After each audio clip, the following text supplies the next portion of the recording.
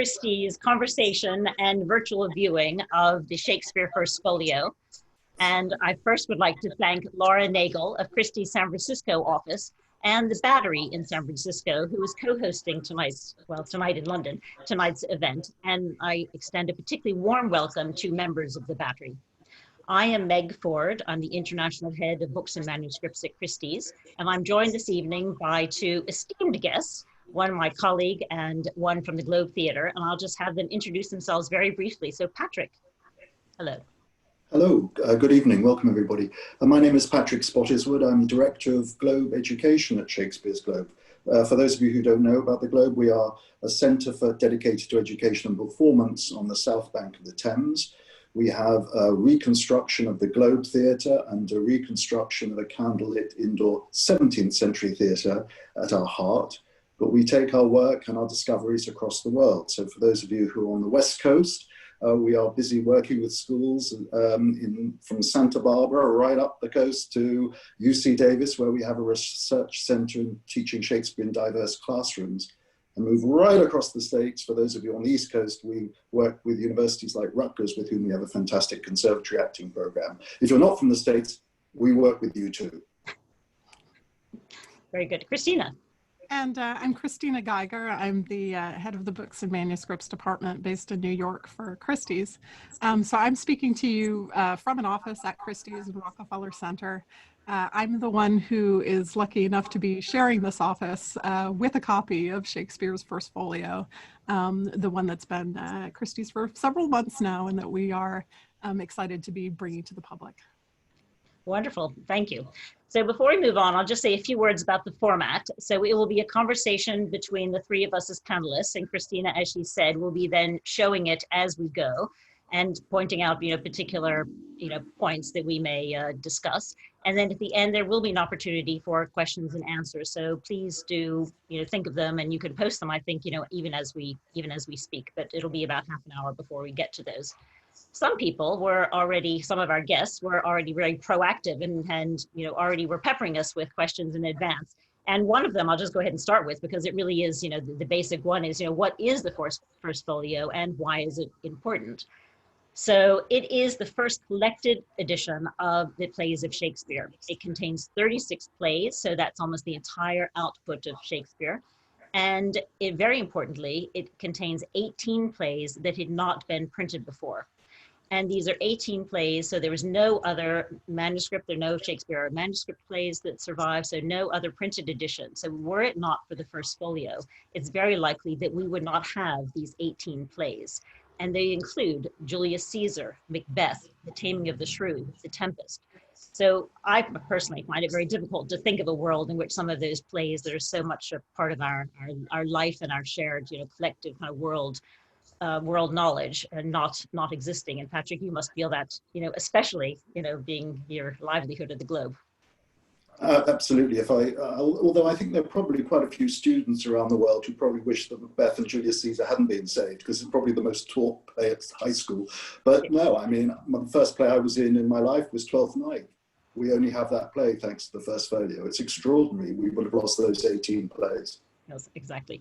So the folio is important not only for bringing together those plays, but for preserving them, for those 18 plays in particular, for posterity. It was printed 7 years after the death of Shakespeare in 1623. And there are two other reasons that it's important I'd like to mention now. One is his portrait that we'll see in a moment. And this portrait, we know, is one of the very few authentic likenesses of Shakespeare. And Christina, can you show it perhaps? I think we had it on screen a moment ago. There it is. So we know that this is an authentic likeness. As I said, the book was published just after Shakespeare's death and brought to the press and overseen, or with great involvement, by two of his closest friends. So again, it's one of the celebrated portraits. And of course, it's one of the most famous images of all time. I mean, I really think that you could show this image around the world to almost anyone, and they would know immediately that it is William Shakespeare. So this is the first time that that portrait, well, actually the reason that it was even printed, and it survives. But also, this is the first time that the plays are codified into comedies, histories, and tragedies. And this, of course, stays with us today. And this kind of brings us on to one of the facts that I really like about, well, Shakespeare in general, and the First Folio, of course, maybe specifically, is just how it takes us to the moment of creation and the role of the actor as well. And Patrick, you have something that I love hearing you talk about on this comedies, histories, and tragedies, and no pastorals. Yes, I'm the two actors that we credit with helping to bring the plays together from the theatre company's point of view, Henry Condell and John Heminge. John Heminge, one scholar believes that John Heminge tended to play the parts of obstructive fathers in plays. So he'd play Aegeus in Midsummer Night's Dream, Capulet, father of Juliet, Brabantio, the father of Desdemona and Othello, and also Polonius in Hamlet. And he's also is referred to in a poem as stuttering Heminge. Now, we don't know if he really did have a speech impediment or whether he played stutter as well. It was like a comic turn. But when he is Polonius, he says to Hamlet, "The actors are come hither, my lord, the best actors in the world for tragedy, a comedy, history, pastoral, pastoral comical, historical pastoral, tragical historical, tragical comical historical pastoral, scene indivisible or poem unlimited." Now, when you read a modern edition of those plays, of the play, editors, a bit cheeky here, but editors tend to make one or two comments. They either say, oh, Shakespeare's revealing the genres he had about him when writing the play of Hamlet, which is not very exciting, or Shakespeare's here revealing what a bore Polonius is to have around the house. But if Heminge was a real stammerer, a stutterer, they're incredibly difficult words for a man with a stutter to say. The act, "Come hither, my lord, the best actors in the world, either tragedy, comedy." He gets to the end of the four genres and thinks, thank goodness there are only four. But then Shakespeare gives him pastoral, comical, historical, pastoral. And I think maybe the audience will enjoy wiping the spittle off their faces as they saw dear old John Heminge spluttering through another part. It's surmise. But I think what it does root us in is to remember that whereas Ben Jonson said he was of an age, not of an age, but for all time, what we celebrate at the Globe is that he wrote for a particular set of playing conditions and also was writing vehicle parts for particular actors. So did Heminge have a stammer?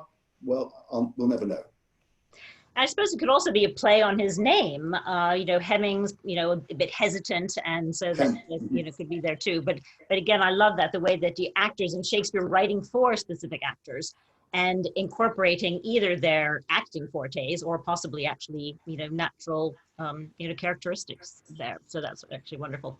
Just going back to one technical side of why it's called the First Folio. Oftentimes people, don't understand that, but the folio is simply a bibliographical term for the format and has some effect on the size of the book as well. So first you have to picture just a piece of paper. So if this were just a piece of paper going under the printing press to be printed, it would be going under a folio, would be folded just once. So it would just have one fold, and then it would have two leaves or 4 pages.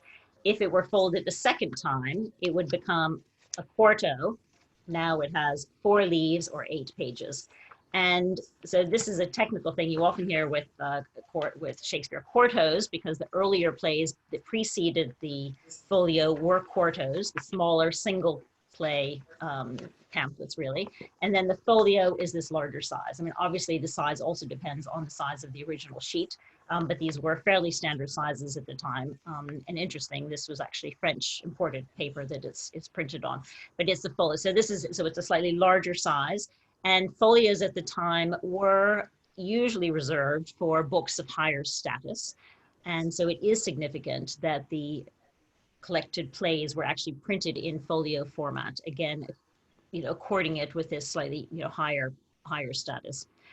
So how did it come to be printed? We were just talking about actors and Heminge and Condell, and these are two men who are credited with editing used in a slightly loose way, certainly bringing together the plays.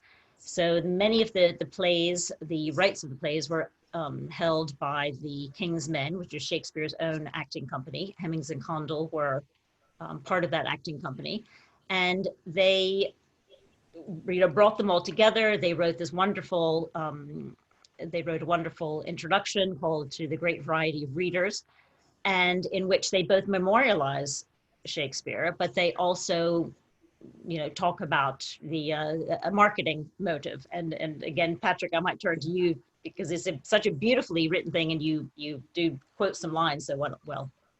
Yes, I wonder if we might see that page. It's here we are. Yeah. This is a letter to the great variety of readers by Heminge and Condell. Now, there are two paragraphs there, and we don't know if Heminge wrote the first paragraph and Condell the second. They're two very distinct styles of writing. I gave this passage to our Rutgers acting students, and I split them into two groups and asked them to memorize it, and play it, and bring it back to class. And the first group took the first paragraph, which is very much, they said, it read like an infomercial. Yeah, read it, but buy it first. Whatever you do, buy. And it really is an emphasis on the need for these two to make money, to cash in. The second group brought the second paragraph in and played it as if it was a eulogy at a funeral. And it's a very beautiful, elegiac paragraph. And it has within it lines that I suppose have kept me interested in Shakespeare all my life, and that describing him as he was a happy imitator of nature, was a most gentle expresser of it. And that ability of Shakespeare not only to observe his astuteness of observation, but also his eloquence, that marriage of observation and eloquence is, I think, why these plays survive to this day. And then again at the end, a lovely exhortation to the reader. And we'll come back to this probably, but this is to the reader, it's not to the actor. Read him therefore, and again, and again. And then, if you do not like him, surely you're in some manifest danger not to understand him.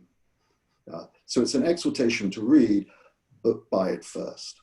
Beautiful combination of infomercial and commemoration. And of course, there would have been that profit motive, as much as Heminge and Condell, his friends, Shakespeare left them a bequest in his will. As much as they're memorializing him, of course, they would not have, been able to take this up, and the printer certainly would not have, been able to produce it were there not some sort of profit motive. But we also need to remember that Shakespeare had already been very successful in his own lifetime. He was already celebrated, and so it was a pretty certain thing that there would be sales, and there were, because the second folio was already printed just 9 years later in 1632. So it was a successful book.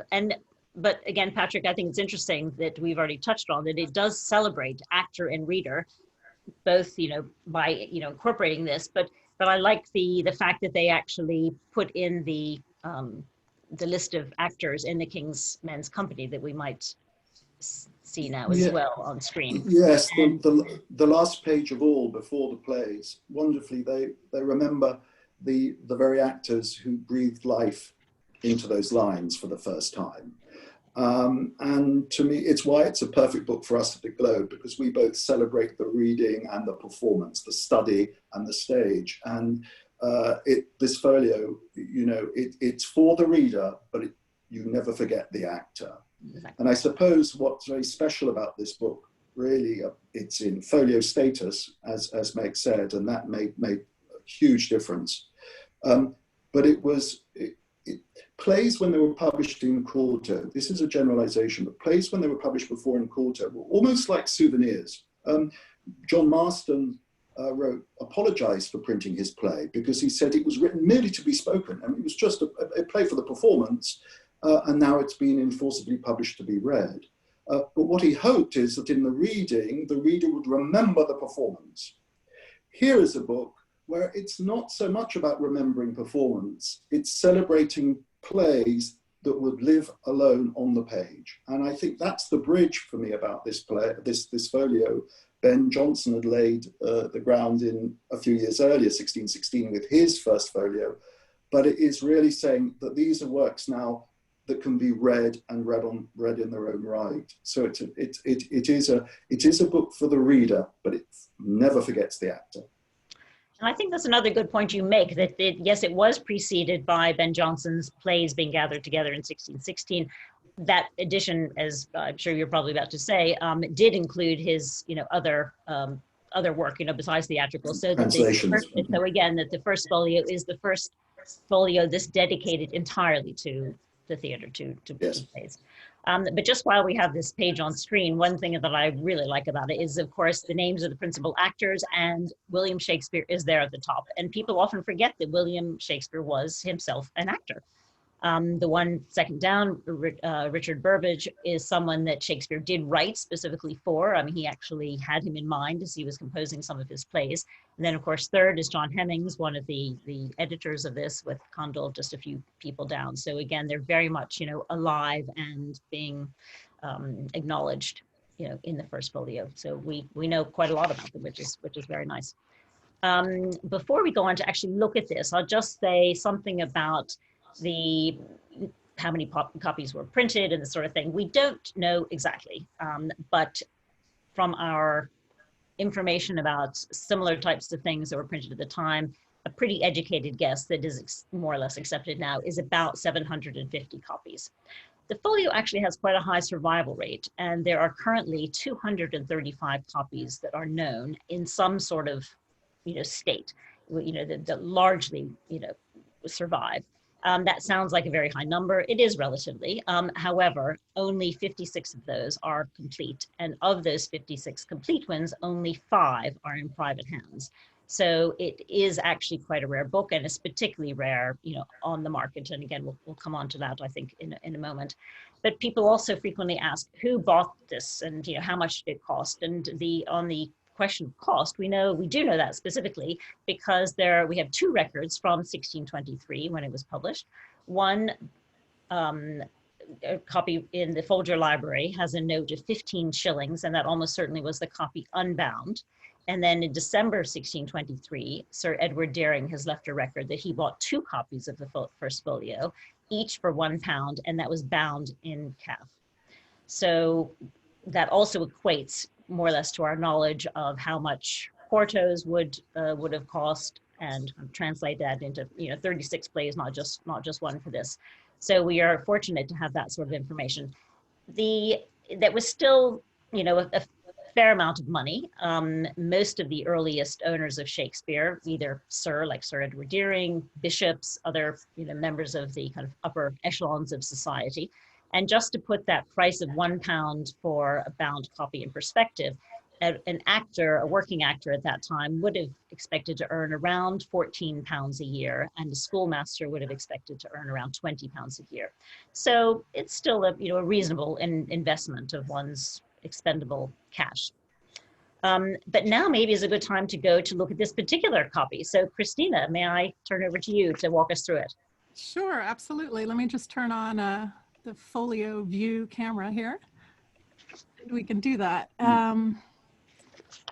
So here it is, the First Folio. And to talk about specific copies, it's kind of a trope that no 2 copies of the First Folio are alike, and this is literally true just due to the complications of printing and all of these details in here. But the 2 things that really distinguish one copy of the First Folio from another, from a bibliophile perspective, are really, condition and provenance.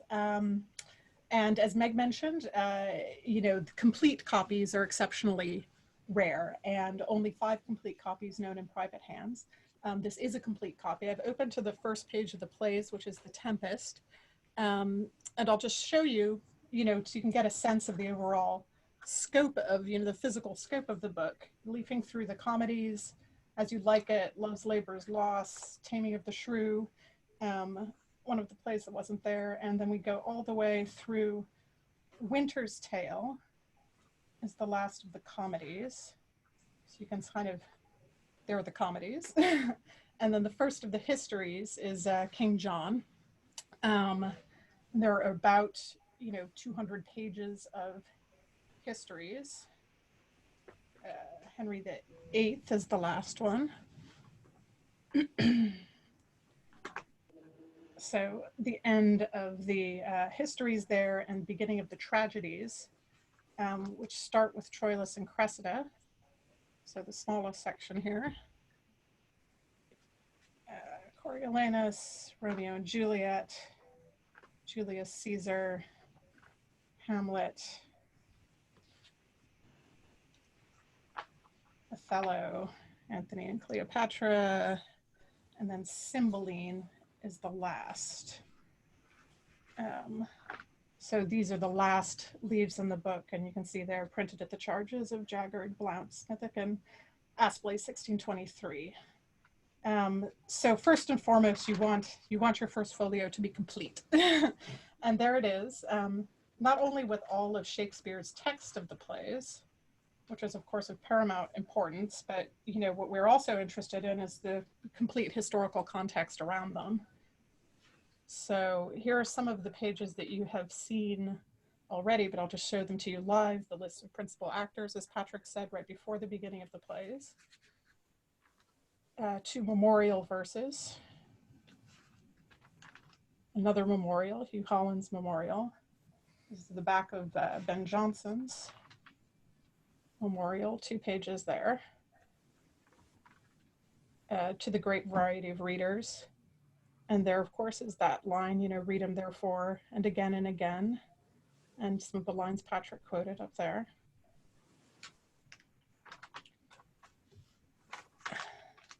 The dedication, and then the great title, with this facing leaf to the reader by Ben Jonson, also commemorating the portrait itself. So I'm going to change the view again slightly.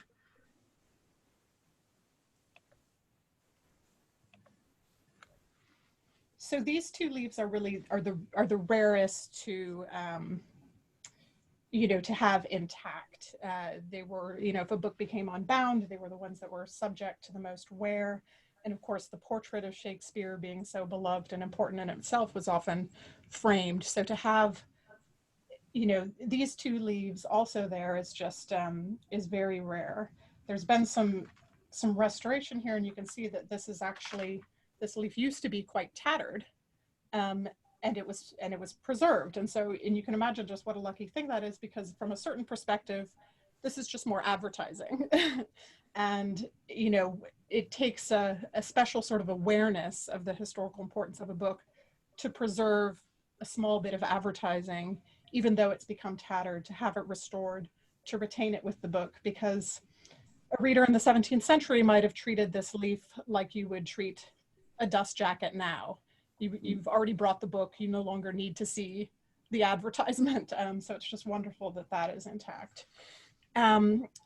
The other thing that is really special about this copy is the provenance. So moving on to the second point. For half of its life, just over half of this book's existence, it was accompanied by a letter by Edward Malone. I'll just hold that up quickly as well. So it's a almost 2-page letter. Sorry, I got it upside down there, but there we go. And Malone has written to the owner of the book in 1809 to comment on the condition of this copy. So also to have kind of the physical history of the book kind of bound up,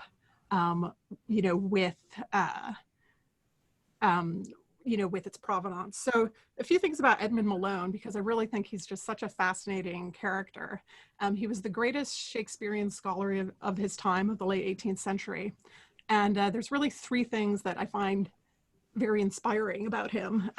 First is that he was the first one to attempt a chronology of Shakespeare's plays. So by looking at them textually, to put them in the order in which they were written. And most of his work still stands today. I mean, this is a project that still consumes Shakespeare scholars, but everyone respects Malone's contribution in that field. Secondly, he was a great detector of forgeries. He started his career as a lawyer, but he came into some money in his early 30s, moved to London from his native Ireland, and to pursue literary scholarship full time. And in the early 1790s, a supposed cache of Shakespearean manuscripts was discovered. And a lot of people really wanted to believe in these manuscripts, the so-called Ireland forgeries. And Malone, Edmund Malone, was such a great scholar and such a no-nonsense, fact-centered, evidence-based, lawyer, that he didn't just express skepticism or dismiss some of these plays as like, oh, well, they're not quite good enough. But he wrote a 400-page book in about a year, destroying them from every possible angle. The literary, the orthographical, historical, this was the kind of just great feat of scholarship that Edmund Malone was capable of. And thirdly, he fell in with Johnson's circle, and actually, and also, like the admirable lawyer that he was, he wasn't afraid of a good, clean fight. He set himself up in direct rivalry with Johnson's chosen successor for editing Shakespeare's works. And they began by collaborating, and Malone was, the much younger scholar. And they began by collaborating, but had a falling out. And then he published a competing edition in the late 18th century, which is, again, just a highly regarded piece of scholarship.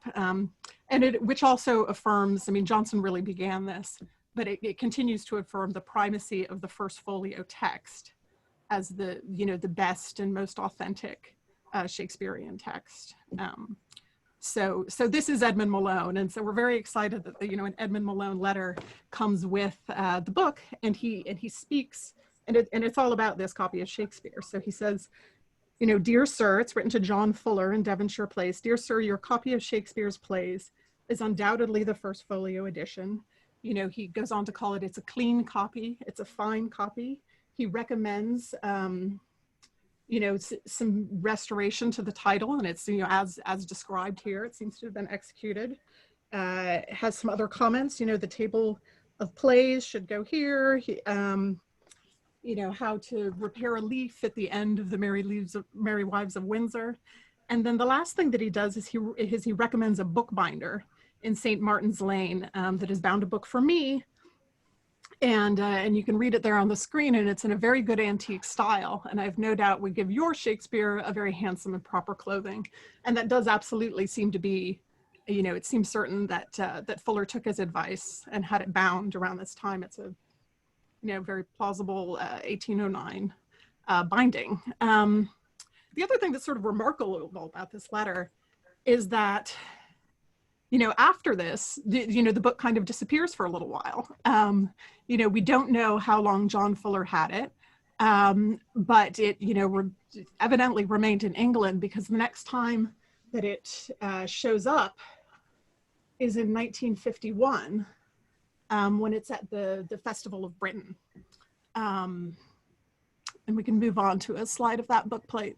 Yeah, but Christina, actually, just before we move on to that, the other kind of wonderful thing about Malone is at the beginning of that letter, when he's actually, just to kind of re-emphasize, just confirming that this copy is clean and genuine. And so we already know that in 1809, it's in front of Malone and the then owner, and already it's, it's a very clean and genuine copy. So that also, gives us, great comfort. And I think he told me he owned one. Is that right? Exactly. And so the other thing about Malone is that, as part of his editing work on Shakespeare, he actually amassed a really significant Shakespeare collection of early texts, and he did own a First Folio, and his First Folio survives. It's now in the Bodleian Library, where it's been since 1821, and that is also one of the complete copies. So again, Malone, had one himself to do that side-by-side comparison should he have needed it. So the fact that we have his word for it is, really given extra weight. He really did know what he was talking about. On to the 20th century. And you can probably see there's a footnote just at the end of the letter too, where he's speaking both about the binder and about the title page. So it's just, it's wonderful to have such a lengthy exposition.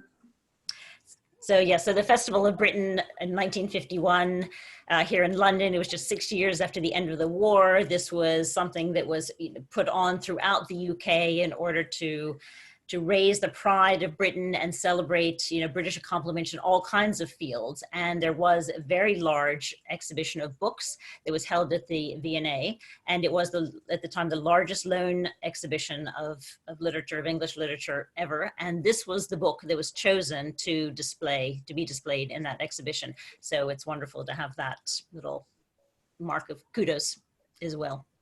But let's turn to the binding, and maybe you can show us this beautiful proper clothing that Malone describes. And again, it was bound almost certainly around 1810 by Thomas Gosden, who was a society binder. So very handsome, very typical of that late 18th, early 19th century, and part of this, you know, raising the status of Shakespeare, part of the Shakespeare mania. But Patrick, there's also a wonderful textual allusion about binding that's a little risque even. Yes, well, yes, I suppose we remember, as you're saying, that when you bought a book at the time, you bought it unbound, and you would take it and have it bound the way you liked to have it bound. So depending on how much money you had in your pocket, I suppose. But in Romeo and Juliet, Lady Capulet uses this binding reference. She's very keen for her daughter Juliet to marry the Count Paris. And she describes Paris as this precious book of love, this unbound lover, to beautify him only lacks a cover. So it's a horrible metaphor, really, because it's turning Juliet simply into some kind of ornament that can hang around the body that is Paris. And the term cover could also have a sexual connotation, as it does in Othello, when Iago says that Desdemona's being covered by a Barbary horse. It's a horrific image. But, so Lady Capulet's not something I'd want to have for dinner, really. I don't think I'd enjoy as a dinner guest. It's a really vulgar, nasty, materialistic metaphor in terms of trying to bring Juliet and Paris together. No wonder Juliet went for Romeo. Yes, well, thank you for that. And Patrick, I know, just staying with you for a minute, I know that one of the things that you're also very interested in is the way that Shakespeare First Folios, have also, been a surface for readers' reactions and other kind of graffiti versus, marginalia. Whereas even this is a very clean copy, as we'd already said. But again, say something about that. Well, yeah, I was prompted into my interest in marginalia by a book by a scholar called Stephen Mullaney, who wrote a book called The Place of the Stage. And he described how the outdoor theatres that were in the suburbs or margins of the city were seen as commenting on the text that was the city in the centre. It's a beautiful metaphor. But the question is, were they regarded theatres as careful annotations, or were they seen rather by the authorities as graffiti in a library book, the type of graffiti that you don't want to see? I spent a very happy 3 hours, wasting 3 hours at the British Library, because I found William Cecil, the great Elizabethan courtier's personal Latin-English dictionary at the age of 13. It has a signature. And I thought, gosh, I wonder what a 13-year-old boy put in the margins. And I flicked through every page, hoping for something. And the only thing I found was, by the Latin word for prostitute, he'd rested his pen in the margin. And I thought, boys haven't changed. They look up the dirty words, and actors were pricks in the margin. That's exactly what it was all about. No, so the marginalia, this is a very clean copy, isn't it?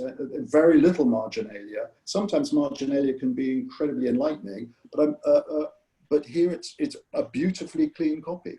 That's right. Yeah. I mean, and again, that was something that Malone specifically commended, the cleanness of the copy. And I think, from that perspective, you kind of want to feel like the first reader, in some ways. But of course, now we find all of these physical evidences of early readership really fascinating. So our book, it has some underlinings, it has a few things, but most visibly, and let me see if I can get a view of that. Most visibly on the table of contents page, there's a little note here where someone has written in Troilus and Cressida, because Troilus and Cressida didn't make it into the original catalog. and they've even put a page number there, and that's, you know, that's in a 17th century hand. So and this is one of those things that this is one of those things that I love about rare books, is not only do they kind of wear their history, but oftentimes, you know, you can actually go back to the moment of printing, and this is a perfect example of that. So here's this annotation written in the 17th, probably in the 17th century, or actually maybe even the early 18th century, but actually taking us back, or kind of making sure that we go back into the printing office itself, because there is a so-called issue point that concerns Troilus and Cressida. So Troilus and Cressida was clearly a late addition to the folio. And we know this because it actually, the First Folio exists in 3 different issues, and it all concerns Troilus and Cressida. So presumably, the kings, as I said, Heminge and Condell were amassing, or the printers, Jaggard and Blunt, were amassing all of the rights for the plays that for which they didn't already own the rights. Troilus and Cressida had already been printed by another printer who was not part of this consortium at that moment. So they kind of merrily started setting the text, but then it got interrupted, presumably because the printer, Whaley, who did own the copyright, was not going to play ball. Anyway, so they did start to print it. Clearly there was an interruption. They realized that actually maybe they couldn't include this play in it after all. So they set aside the 2 pages, the 1 leaf that they had already printed, continued printing the First Folio, put in Timon of Athens, where Troilus and Cressida was then had intended to be, you know, carry on. And then very late in the day, I mean, really very late, so it was published in November 1623, probably just within possibly weeks of that, they did secure the rights to Troilus and Cressida, and so they included it. So the reason that we know this is that there are just 3 copies that survive that have no Troilus and Cressida whatsoever. And then there are 4 copies that survive that have Troilus and Cressida, but without the prologue. And then most of the surviving copies have Troilus and Cressida with the prologue and this first leaf, which is actually numbered 79, folio 79, even though it's completely misnumbered now. But in its original position, it would have actually followed Romeo and Juliet. It would have been properly paginated, page 79 there. So the other thing I like about this is that it shows that the labor, and of course the saving the paper, so they didn't want the paper or the labor that went into producing that 1 leaf, you know, some months before, to go to waste. So they resurrected that leaf that they had kept aside, and then they printed the rest of Troilus and Cressida that they now had the rights to. And those pages are actually unpaginated, because of course it was just an insertion into that version. So again, you know, it really takes us into the printing shop. And the other thing that I like about this, and maybe we'll come on to later, is that we do know some of the compositors, the people actually in the type shop who are setting the type, and one of them has been identified as a young apprentice who actually makes the most mistakes, but he gets better when he's under the tutelage of the compositor B. So that's actually rather sweet to be able to kind of see his actual growth in the course of the printing of the First Folio. Before we go on to that, questions and answers, I just wanted to say that Patrick and I, of course, have looked at had the privilege to look at several copies of the First Folio together, which is always great fun, and sometimes actually at the Globe Theatre. And of course, the Globe Theatre was the scene where some of these lines were first spoken, you know, for the very first moment. And here they're of course preserved in the First Folio. And the Globe is very fortunate to have a generous benefactor who owns a First Folio and sometimes does loan it for simply display when the Globe is open, so that audiences can see it. So Patrick, I would love to hear you say something about the audience reaction, you know, when there's a copy on display at the Globe. Yes, it's intriguing. It seems to me that it's a combination of a sacred relic and a Hollywood star. There's sort of gawping awe and wonder. And whenever a First Folio comes into the building, it's rather like a buzz going around the offices saying, oh, Robert De Niro's in, or Leonardo DiCaprio's in today, you know, and everyone sneaks into the theatre to try and get a peek.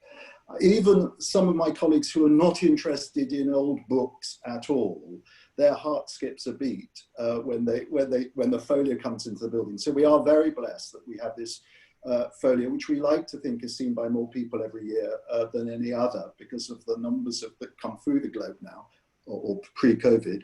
And then we're blessed, of course, that in 2008, John Wolfson announced that he was going to bequeath his first, second, third, and fourth folios as part of an amazing collection to us. So we will one day own our own first folio. And as I said right at the beginning, the folio kind of brings our work together of study and performance. And as you said, Meg, you know, these lives, the lines have their, well, it's the workplace. This is the birthplace of the work. And so it seems a very fitting place for these books to reside, especially as they're going to be used and read and studied by so many people. Exactly. Yeah. No, you're very fortunate to have generous benefactors in that way. Well, I think we've covered some of the points that we wanted to. We could continue just talking at you for some time, but I do know that there's some questions coming in. So perhaps, Christina, do you want to field a few and we'll go on to that? We have a lot of questions, actually. Yeah. So let me filter through. Okay, so this is a very good question. Is there a known reason why Shakespeare wouldn't have sought to publish his plays for profit himself while alive? Was that generally not done back then? Yes, I mean, at that time, the authors really rarely, if ever, actually owned the copyright to their own plays. So in this case, for instance, the King's Men would have owned the rights, the performance rights, and therefore owned the textual rights. So yes, it's not the same author's rights that we understand today. Okay.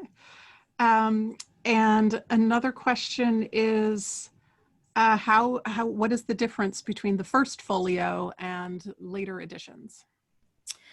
Right. Well, yeah, so I should first just say, because again, you know, we kind of loosely talk about the four folios. And so there were 4 17th century folio editions published, and they often will kind of are thought of as almost as a set, although of course they're, you know, widely different in time. The first folio published in 1623. There's the second folio in 1632, the third in 1663, 64, and then the fourth in 1685. The second folio is really almost a true reprint of the first folio. And it's true, if you look at them if you look at the second folio, there's not a lot to distinguish it from the first folio, and one might actually be confused. However, I mean, really the easiest way, if you ever are in that, you know, lucky position, the easiest way is to simply go online, because there are digital facsimiles of, you know, all of the 4 folios, and so one could do a side-by-side comparison.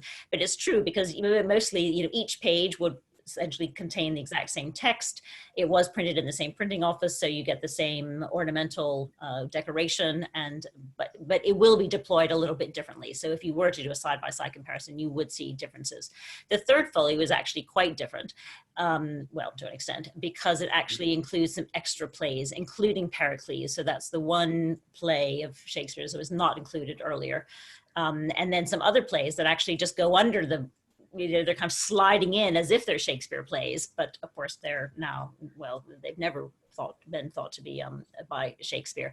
And so because of the addition of these extra plays, there's actually quite a bit of difference then on what text appears on what page, and completely different typesetting. And also it was that much later in preparation. And then the fourth folio, again, is a reprint of the third folio, but that is really, in a way, the easiest one to distinguish, because that was printed on a much larger paper size. So just visually, you can immediately see that it's different. So the fourth folio is actually probably the most recognizable if you're just, you know, standing in front of, you know, a shelf and you see Shakespeare folio there, you can kind of tell already. But as I said, you know, if you're, you know, in the position of ever having to distinguish an incomplete copy, then I just go to the internet and see some of the digital copies.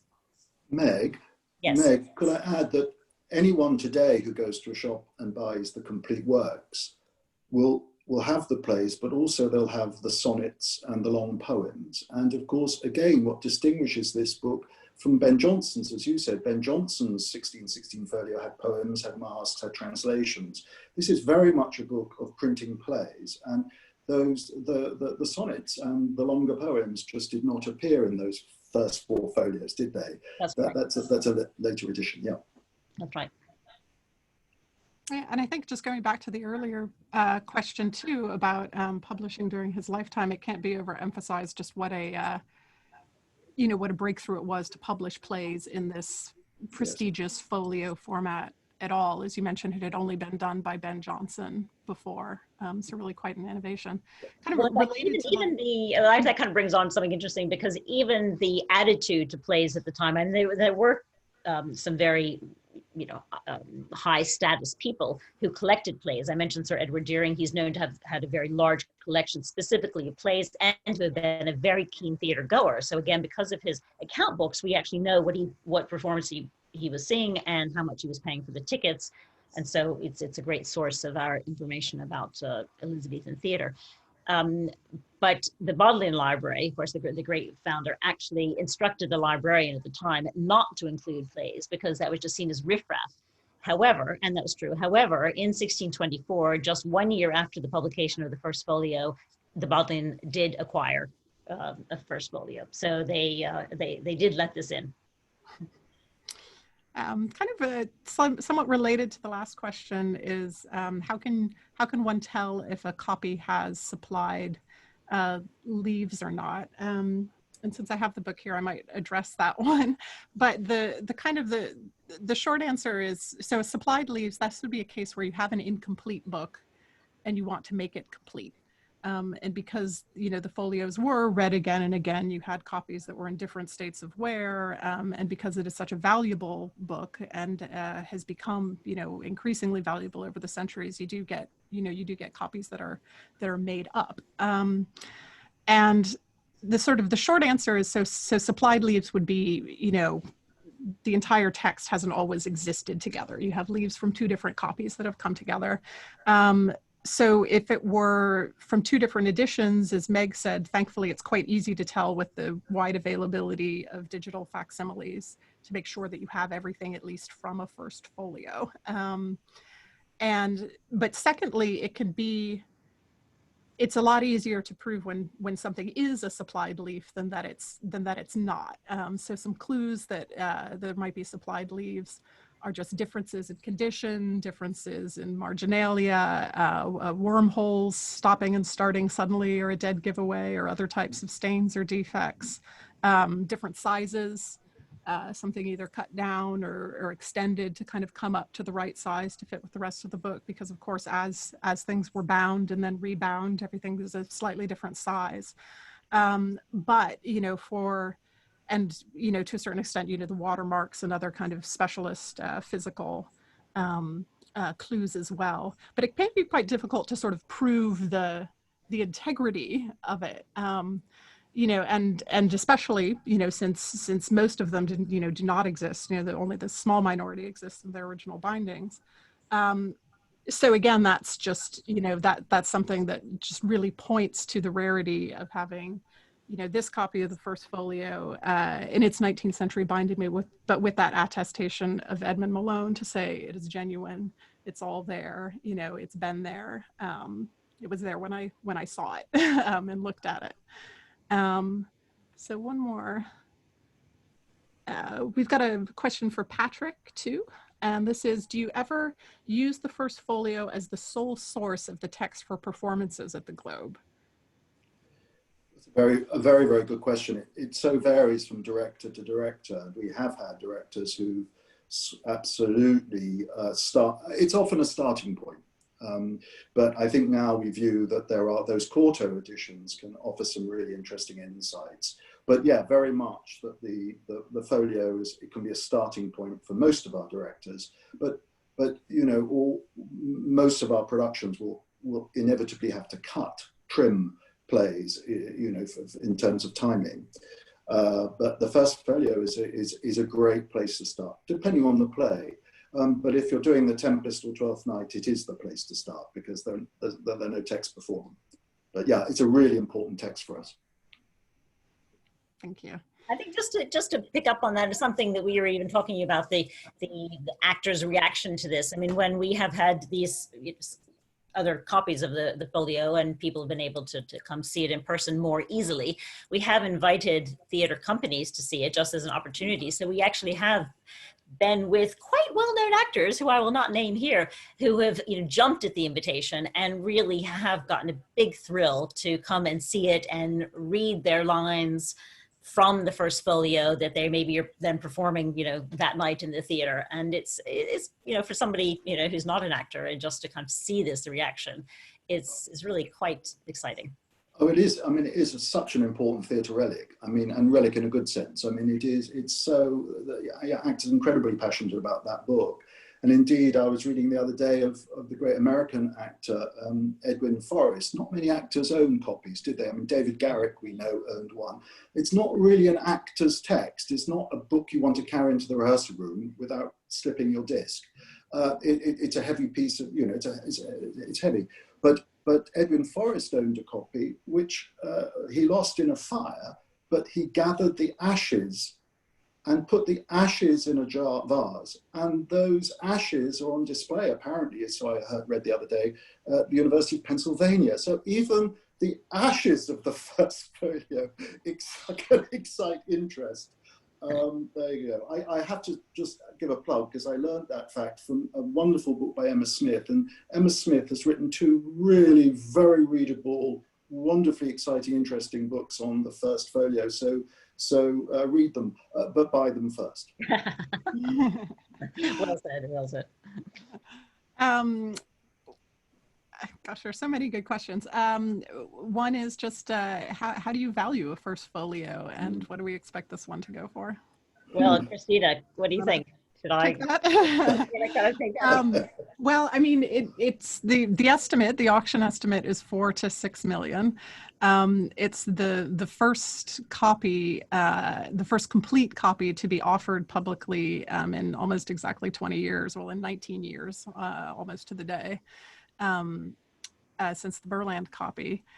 And that one sold for 5.6 million. 6.1 dollars or pounds? Dollars, and $4 to $6 million is the estimate here too. So time will tell. But again, it's such a rare opportunity to have, to have a complete copy at auction. I should just add that, of course, valuing, we always say, is an art, not a science.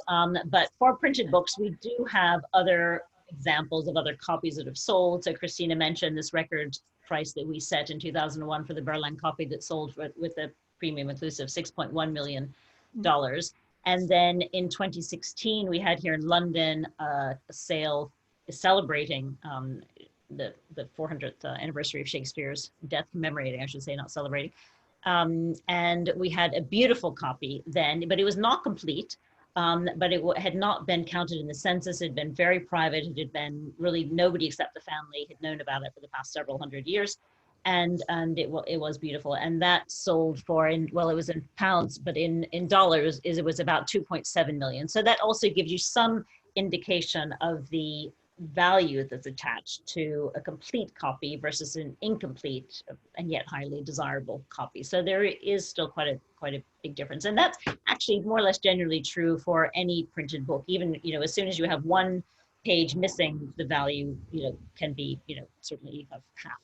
Yeah. And so, yeah, but certainly tune back in on October 14th, shortly after 10 a.m. Is when the sale will be conducted. You can watch that online as well. But you have to register in advance a bit. But Meg, you mentioned the census, and there's actually a number of questions kind of related to the census that maybe I'll try and bundle together.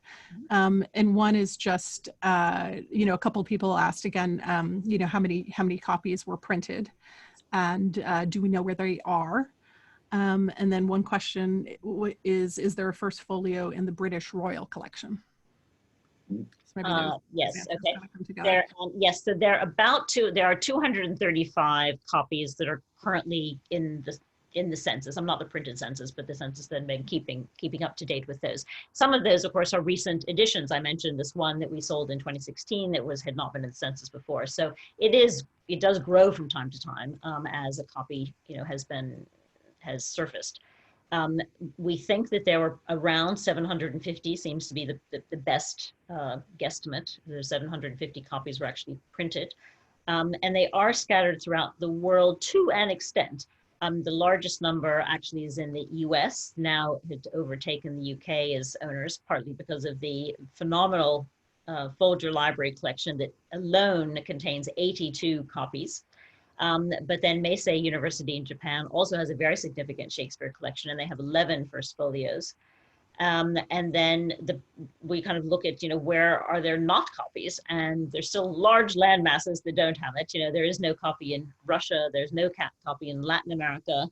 There's no copy in anywhere in Asia other than Japan. So there's still, and yet Shakespeare is tremendously valued there, tremendously read, and quoted, and part of the curriculum. And so it's still really of very significant importance.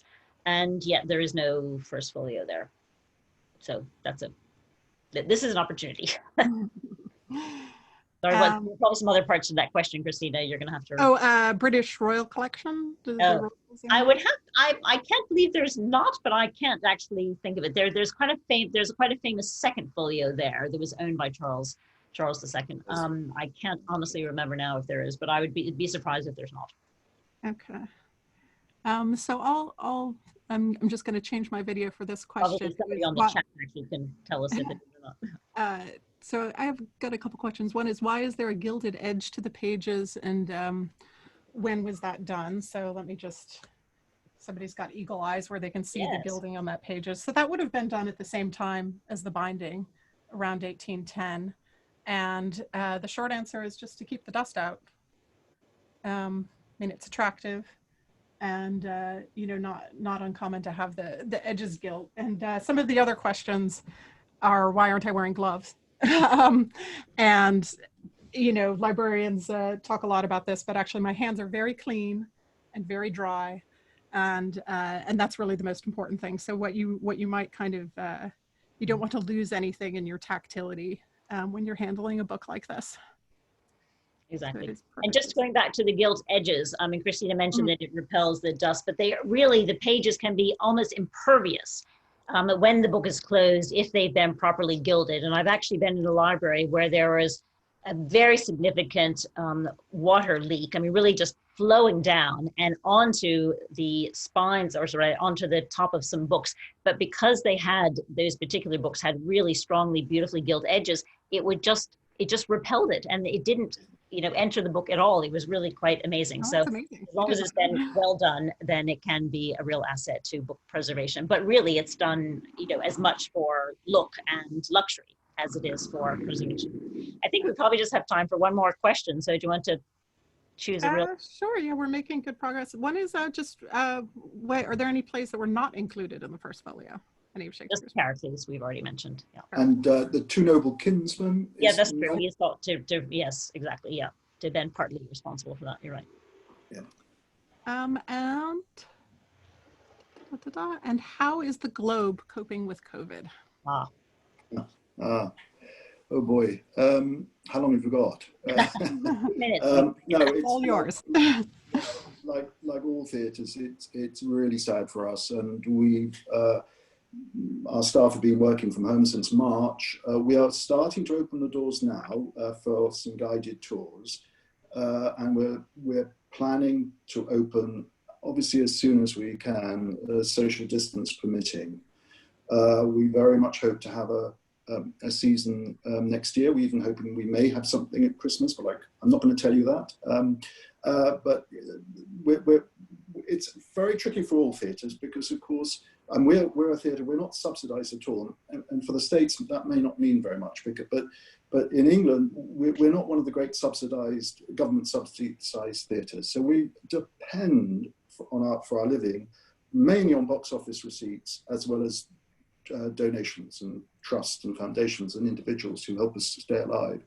So it's been an incredibly difficult and sad and depressing time because that Globe Theatre is an engine of activity, and crowds gather there, and it's so sad to go to that Globe Theatre and there isn't a crowd So what we've had to do, like many theatres, is find ways of engaging with our audiences through online and with online screenings of productions. We're doing a lot of education work online. We're providing modules for undergraduate and graduate courses online, school workshops online, family workshops. We have families across the States who will join us for some of our online workshops. And running particular festivals online. We just ran a Shakespeare and Race, an important Shakespeare and Race festival online. So we're trying to look to the digital world to help us through this.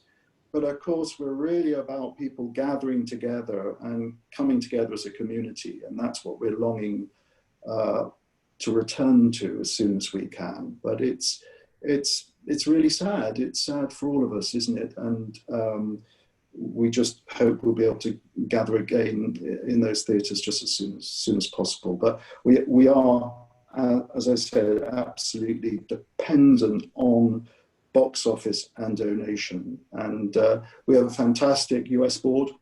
I don't know if our chair is on this call, Dan Rabinowitz, and I know that our US supporters and our board are helping as well, helping us to get through this ordeal.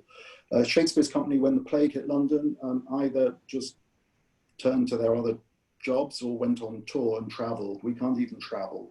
So we're traveling digitally. So I suppose we're imitating Shakespeare's company by traveling, but digitally. But yeah, so any support out there, and especially the support when we open again, to come and enjoy those plays in the very theatres for which they were written. It is the birthplace of the work. Good. Thank you very much for that, Patrick. And we certainly wish the Globe well. And I know that, support, be, very, very welcome there. So I just want to end now by saying that we're going to sign off. If you'd like to stay on another few minutes, Harry Lloyd will be reading, it's a video clip, we'll be reading some from this very copy of the folio that we filmed several months ago. And if the quality is a little bit jumpy, just go to the Christie's website where you'll see it in perfect resolution. It's just the Zoom transmission makes it a tiny bit jumpy. Otherwise, I just thank you very much for joining us. And again, thanks to the Battery for co-hosting the event and to Laura Nagel in Christie's San Francisco office. So thank you particularly to my co-panelists, Patrick and Christina, and good night. Thank you, Meg. Thank you, Meg. Thank you.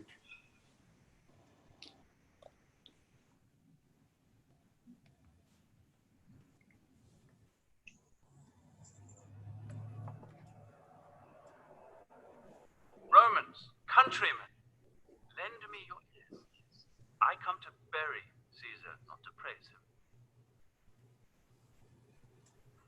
Why, man, he doth bestride the narrow world like a colossus, and we, petty men, walk under his huge legs and peep about to find ourselves dishonorable graves. Men at some time are masters of their fates. The fault, dear Brutus, is not in our stars, but in ourselves, that we are underlings. Brutus, in Caesar, what should be in that Caesar? Why should his name be sounded more than yours? Write them together, yours is as fair a name. Sound them, it doth become the mouth as well. Weigh them, it is as heavy. Conjure with them, Brutus will start a spirit as soon as Caesar. Now in the names of all the gods at once, upon what meat to this our Caesar feed that he is grown so great? Age, thou art shamed. Rome, thou hast lost the breed of noble bloods. When thereby an age, since the great flood, but it was famed with more than with one man. And when could they say, till now, the talkst of Rome, that her wide walks encompassed but one man? Now is it Rome indeed, and Rome enough, when there is in it but one only man? You and I have heard our fathers say there was a Brutus once, that would have broke the eternal devil to keep his state in Rome as easily as a king.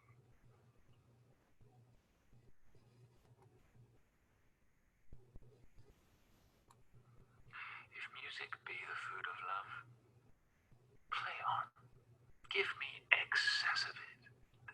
surfeiting, the appetite may sicken, and so die.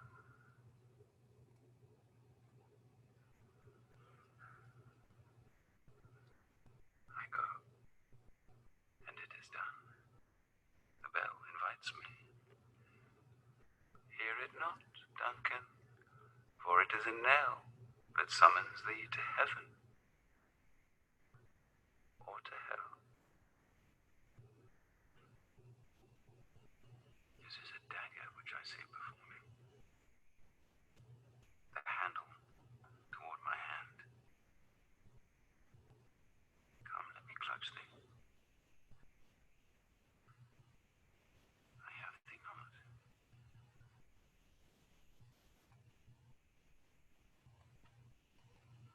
Tomorrow, and tomorrow, and tomorrow creeps in this petty pace from day to day, to the last syllable of recorded time. And all our yesterdays have lighted fools the way to dusty death. Out, out, brief candle, lies but a walking shadow, a poor player who struts and frets his hour upon the stage, and then is heard no more. It is a tale told by an idiot, full of sound